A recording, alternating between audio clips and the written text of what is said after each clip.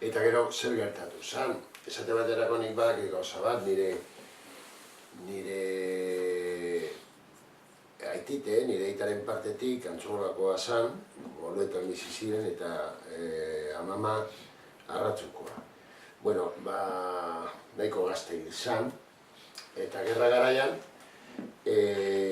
nire amamak alde egin zuen nire izeko guztiekin, ziren lau neska eta nire aita. Eta gerrara joan zan, eta eurek joan ziren Frantziara. Bueltatu ziren nian Boluetara, ez zeukaten pisurik. Eta kurioso. Osea, askotan galdetu izan diogu nire amari, nori izan zan izuak endo zirena. Eta inoiz ez du bezan. Ez dakidu. Eta zan auzo berekoa, osea, zan bateraki. Igual da. Izan zitekan familiakoa baita ere.